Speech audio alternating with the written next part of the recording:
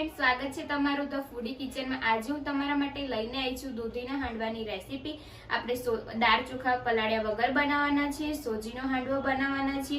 जो तमारी पासे हांडवो ना होय तो आपणे आज कढ़ाईमां हांडवो बनाववाना छे एकदम सरल रीते। तो विडियोने लास्ट सुधी जोजो। तो चालो आपणे विडियो शरू करीए। आपणे दूधीनो हांडवो बनाववानो छे। सामग्री जणावी दઉં છું હું તમને। આ આપણે એક વાટકી સોજી લીધેલી છે, એક વાટકી ખાટું દહીં લીધેલું છે, આપણે એક ચમચી જેટલી ખાંડ લીધેલી છે, એક લીલું મરચું સમારીને લીધેલું છે, તલ લીધેલા છે 2 ચમચી જેટલા, આ આપણે આદુ લસણની પેસ્ટ લીધેલી છે ખાંડીને 10 કડી જેટલું ખાંડેલું છે મેં, આ આપણે દૂધી છીણેલી લીધેલી છે 1 વાટકી જેટલી, અને બીજી જે સામગ્રી જોઈશે હું તમને આગળ વિડીયોમાં જણાવતી રહીશ। આપણે ઘરમાં રહેલી વસ્તુમાંથી જ બનાવવાના છીએ બધા મસાલાથી। તો સૌથી પહેલા આપણે ખીરું બનાવી દઈશું। એક વાસણ લઈશું, તેમાં આપણે સોજી એડ કરીશું। હવે આપણે આ દૂધી એડ કરી દઈશું। દૂધીનું પાણી નીચોઈને એડ કરી દઈશું। આપણે દૂધી એડ કરી દીધેલી છે છીણેલી પાણી નીચોઈને। હવે આપણે એની અંદર દહીં એડ કરીશું। તમને ખાટું વધારે પસંદ હોય તો તમે વધારે ખાટું દહીં લઈ શકો છો। મેં 1 વાટકી જેટલું દહીં લીધેલું છે। હવે આપણે પેસ્ટ એડ કરીશું આદુ અને લસણની।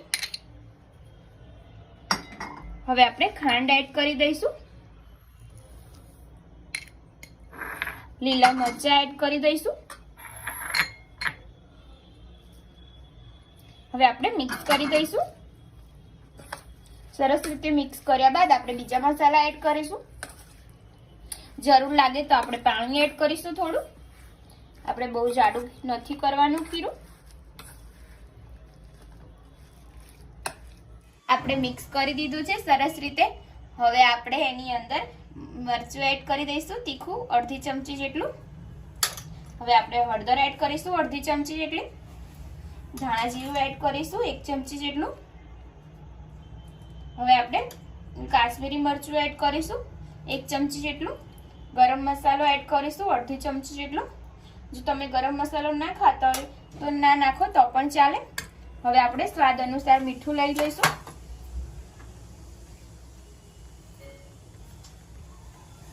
હવે આપણે મિક્સ કરી દઈશું સરસ રીતે।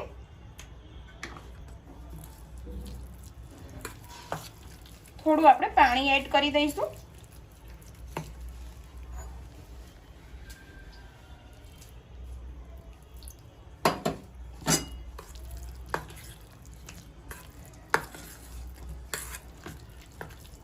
સરસ રીતે આપણે મસાલો મિક્સ કરી દીધો છે। હવે આપણે હાંડવો પોચો અને ફૂલેલો બને તેના માટે આપણે સોડા એડ કરીશું થોડો। તમે ઈનો પણ એડ કરી શકો છો અને સુગંધ પણ સરસ આવે અને ખાવામાં પણ ટેસ્ટી લાગે અને સહેજ અલગ ટેસ્ટ આવે તેના માટે આપણે ધાણા એડ કરીશું। થોડા આપણે વધારે ધાણા એડ કરીશું।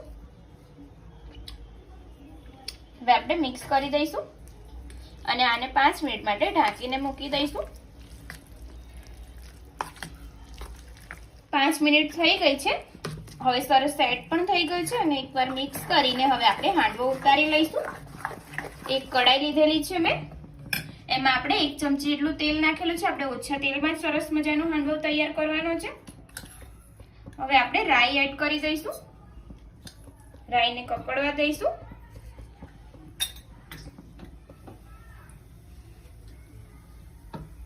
કકડી ગઈ છે। હવે આપણે એક લાલ મરચું એડ કરી દઈશું, થોડા તલ એડ કરી દઈશું અને હવે આપણે જે ખીરું છે તે એડ કરી દઈશું।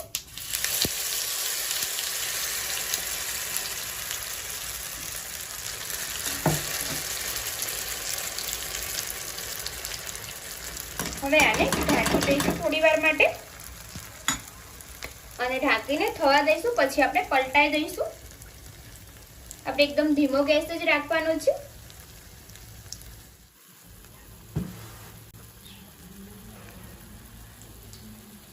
આપણે આને 2 મિનિટ માટે ઢાંકીને થવા દઈશું ધીમા ગેસ ઉપર। પછી આપણે પલટાઈ દઈશું। 2 થી 3 મિનિટ થઈ ગઈ છે। હવે આપણે હાંડવો પલટાઈ દઈશું।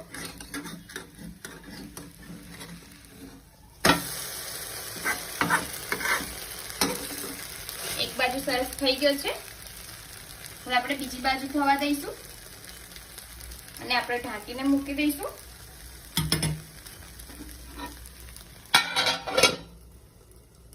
આપણો હાંડવો સરસ થઈ ગયો છે. હવે આપણે એને કાઢી લઈશું અને આવી રીતના આપણે બીજો હાંડવો બનાવી લઈશું. આપણે બીજો હાંડવો પણ બનાવી લઈશું.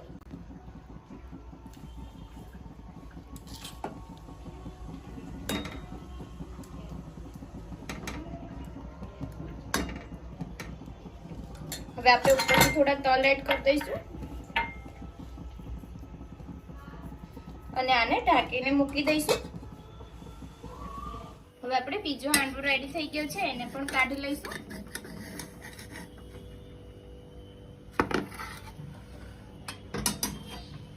ફ્રેન્ડ્સ, આપણો હાંડવો રેડી થઈ ગયો છે. તમે જોઈ શકો છો. હું કટ કરી દઉં છું. ગરમ ગરમ છે.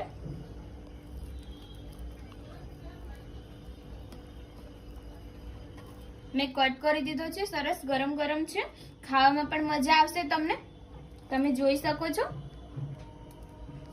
જો તમને મારી આજની રેસીપી પસંદ આવી હોય તો વિડીયોને લાઈક કરજો, શેર કરજો, કમેન્ટ કરજો અને મારી ચેનલને સબસ્ક્રાઇબ કરવાનું ના ભૂલતા. તો ચાલો હવે મળીએ આપણે એક નવા વિડીયો સાથે. જય માતાજી, જય શ્રી કૃષ્ણ.